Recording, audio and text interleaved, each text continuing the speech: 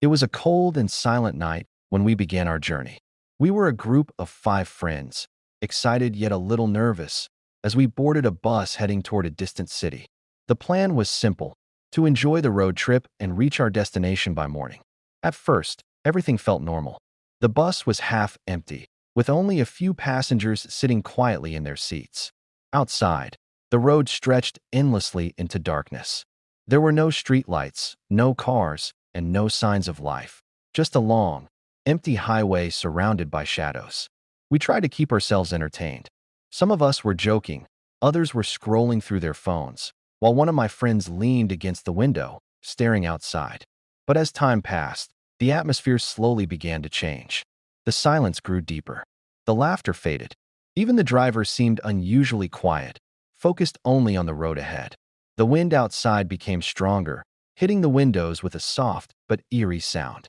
It felt like the night was watching us, like something unseen was following the bus from a distance. I looked around at my friends. Their expressions had changed too. The excitement we had at the beginning was slowly turning into uneasiness. Something didn't feel right anymore. It was just the beginning of the journey. But deep inside, we all felt that this trip was not going to be normal. The bus had been moving steadily through the dark, empty road when something unexpected happened. Without any warning, the driver slowly pressed the brakes, and the bus came to a halt. At first, we thought it was just a normal stop. Maybe someone needed to get off, or the driver was taking a short break. But as we looked outside, confusion spread among us. There was nothing there. No bus stop, no buildings, no lights, only darkness stretching endlessly in every direction. The headlights of the bus barely lit up the dusty road ahead. Beyond that, everything was swallowed by pitch-black night. Even the trees on the roadside looked like dark shadows, standing still and lifeless. "Why did we stop here?" one of my friends whispered. No one had an answer. The driver didn't say a word either.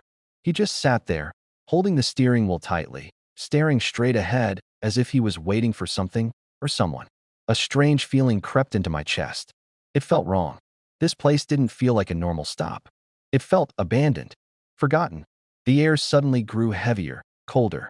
Even the usual sounds of insects or wind were missing. Complete silence. Then, from somewhere in the darkness, we heard it. A faint sound, like footsteps slowly approaching. My heart started beating faster. We all stared at the bus door, unable to move. Something or someone was coming toward us. And whatever it was, it didn't feel human. Fearful face. The sound of footsteps grew louder, slow, steady, and unsettling. Every single one of us was frozen in our seats, staring at the bus door. No one dared to speak. The silence inside the bus had become heavy, almost suffocating. Then, the door creaked open. A cold gust of wind rushed inside, making the lights flicker slightly. For a moment, it felt like the temperature had suddenly dropped. And then we saw him. A man stepped onto the bus. His movements were slow and unnatural, almost as if he was not in a hurry. Or maybe he didn't belong to this world at all. His face was barely visible, hidden under shadows. We tried to look closely, but something about him made it hard to focus. He didn't greet anyone, didn't look around, didn't even acknowledge the driver. Without saying a single word, he walked down the aisle. Each step echoed softly in the silent bus. Tap, tap, tap. I felt my throat go dry. My eyes followed him as he passed by us. For a second, I thought he might stop near our seats, but he didn't. He kept walking, straight to the back, and then he sat down, still silent, still motionless. It was strange. No, it was terrifying, because something about him didn't feel right.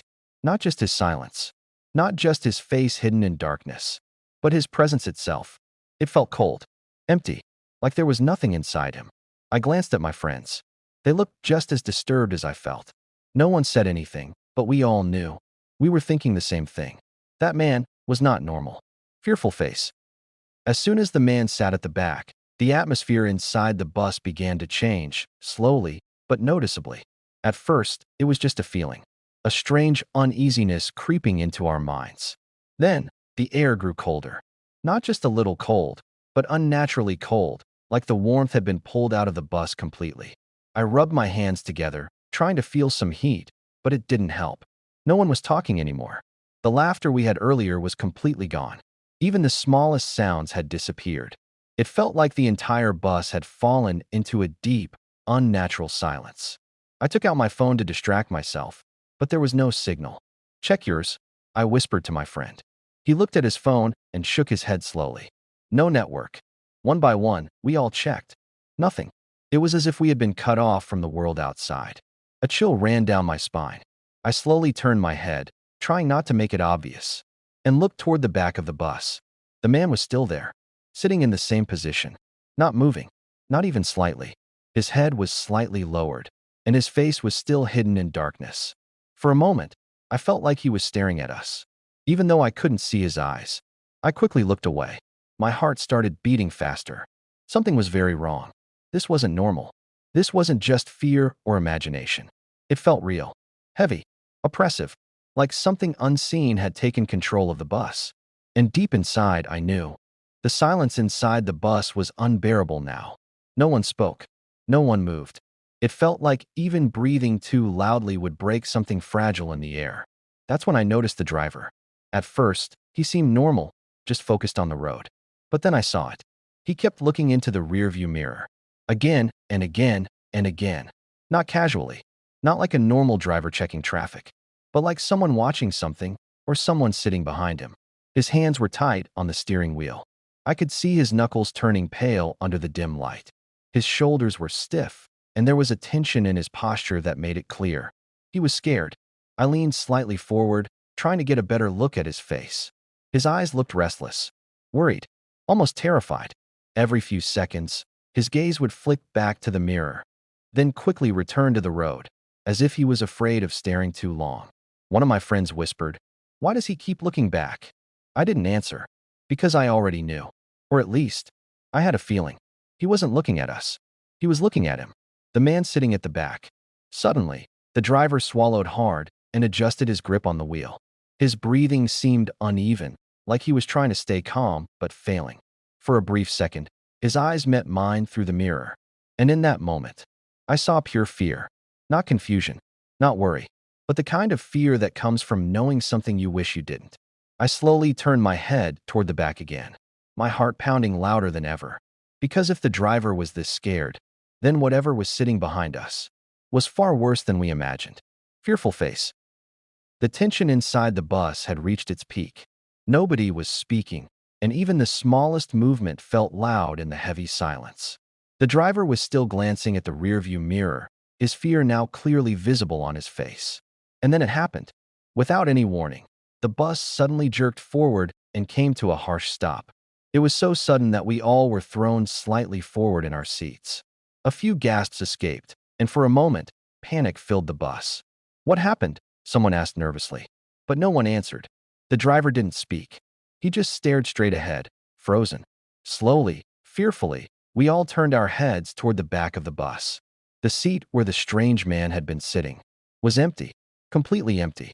There was no sign of him, no sound of footsteps, no door opening, nothing. It was impossible. He hadn't passed any of us. The bus door hadn't opened. The windows were closed. There was no way he could have left. A cold wave of fear spread through the bus. "Where did he go?" one of my friends whispered, his voice shaking. No one replied. Even the driver looked more shaken now. His hands trembled slightly on the steering wheel. He seemed like he wanted to say something, but couldn't find the words.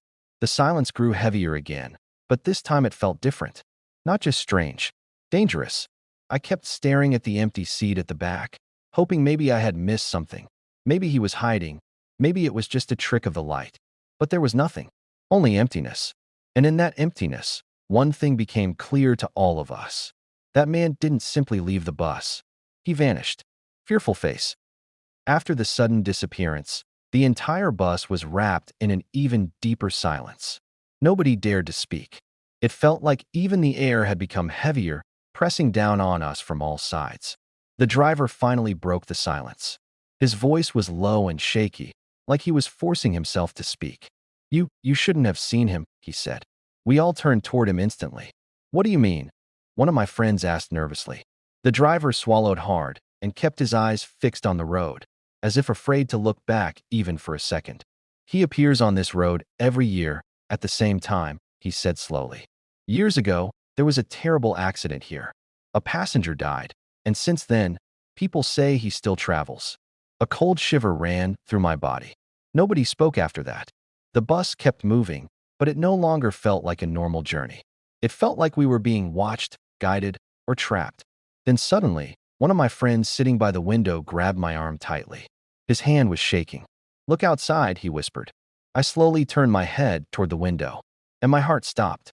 There, standing on the roadside in the darkness, was the same man, the same face hidden in shadows, the same silent presence. But this time, he was closer. Too close. He was standing perfectly still, watching the bus pass by. And then, he smiled. Not a normal smile, but a slow, unnatural smile that didn't feel human at all. The bus kept moving forward, but I couldn't look away. None of us could. As he slowly faded into the darkness behind us, one thought echoed in my mind. He was never a passenger. He was waiting for us. Fearful face.